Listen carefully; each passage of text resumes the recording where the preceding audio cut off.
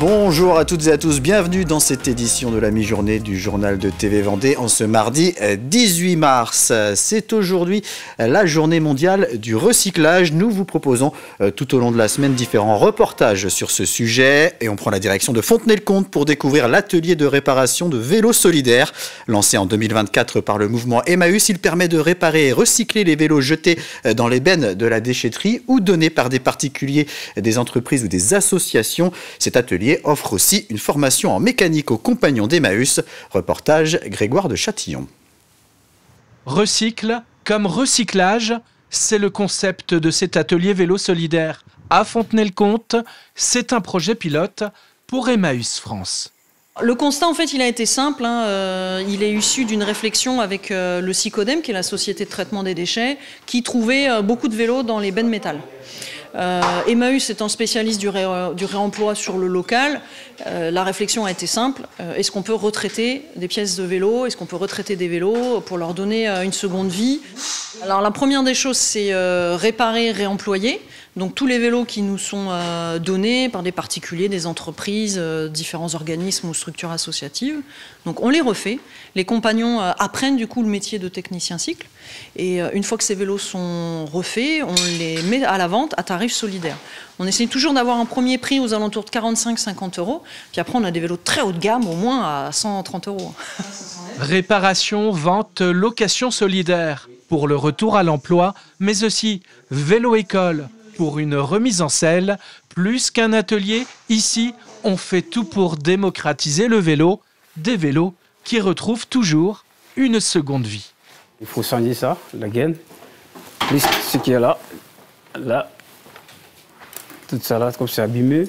Et du coup, il faut tout mettre en état. Et puis, ça, le frein aussi. Du coup, il faut soigner. Et puis, on va voir ça aussi si ça fonctionne. Bon, souvent, avec 3 vélos, on en refait un complètement.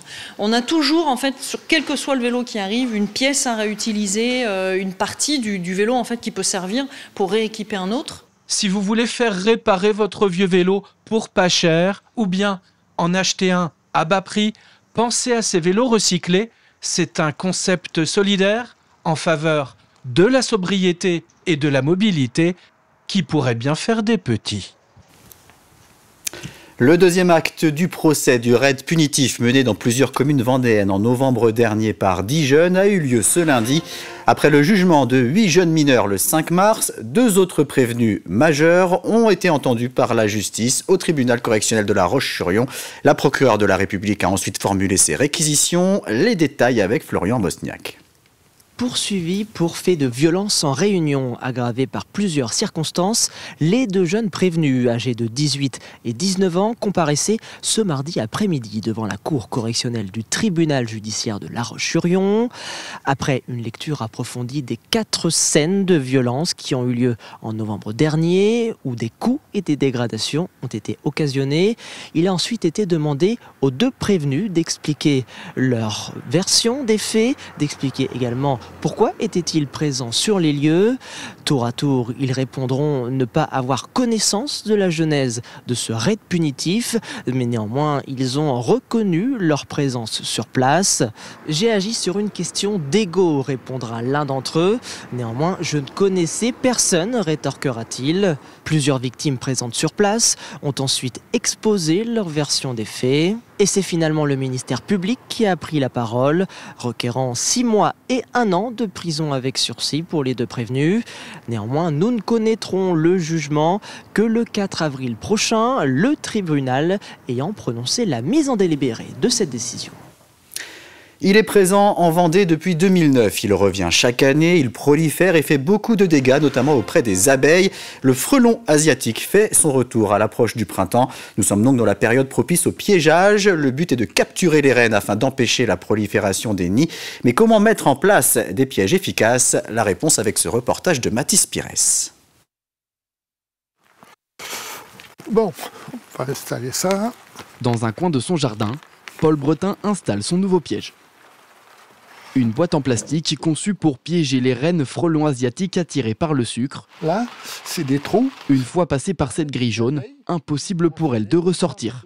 Les frelons sont attirés par cet appât. Et les trous sont faits de telle façon que les abeilles ou tout autre insecte vont pouvoir ressortir. Donc on verse l'appât. À l'arrivée des beaux jours, c'est la période parfaite pour installer ces pièges anti-frelons asiatiques. Mais il faut faire attention à respecter quelques critères pour ne pas provoquer l'effet inverse. On piège surtout au printemps pour les reines. Il faut des pièges sélectifs pour protéger la biodiversité. Le but, c'est pas de détruire, c'est pas parce qu'on a un frelon qui est invasif qu'il faut détruire tous les insectes. Des pièges efficaces, car plus loin, cet apiculteur de passion a installé d'autres pièges juste à côté de ces ruches. Vous voyez, là, on en voit 3. Ici, 3 reines capturées. Là. Alors, c'est la destruction de 3 nids potentiels. Et quand on sait qu'un nid peut comporter jusqu'à 5000 individus et qu'un individu par jour peut consommer jusqu'à 50 abeilles par jour, l'impact, il est important. Cette espèce invasive, caractéristique de ses pattes jaunes et de sa taille, est un problème de santé publique, mais aussi de dérèglement de la biodiversité. Alors, pour lutter contre, l'Assemblée nationale a voté le 6 mars dernier un projet de loi visant à endiguer ces frelons. C'est une bonne avancée parce qu'il va permettre aussi une harmonisation des pratiques avec un contrôle de l'administration, des administrations départementales et régionales. Et c'est du ressort des organismes à vocation sanitaire, donc le GDS pour l'organisation du piège de printemps, pour défendre les intérêts des apiculteurs qui sont adhérents du GDS, et puis toute l'organisation de la destruction des nids qui relève désormais de la compétence de l'OVS végétal, donc Pollenise en Pays de la Loire, en lien avec les collectivités. Ce plan d'action national comporte 2 méthodes complémentaires. La capture des reines au printemps et la destruction des nids des frelons asiatiques. Comme chaque année depuis plus de 30 ans, les associations artistiques et culturelles du territoire de Challans sont mises à l'honneur à l'occasion du Week-end des Arts. La 33e édition s'est déroulée le week-end dernier aux salles Louis-Claude Roux. De la peinture au cartonnage en passant par la sculpture, la photographie ou encore la composition florale, 16 ateliers étaient installés pour présenter au public le travail des créateurs locaux. Interview de l'organisateur à retrouver sur notre site internet tvvendée.fr. C'est la fin de cette édition, merci de l'avoir suivi. Je vous donne rendez-vous à 18h pour un nouveau point sur l'actualité. Très bonne journée à tous sur TV Vendée.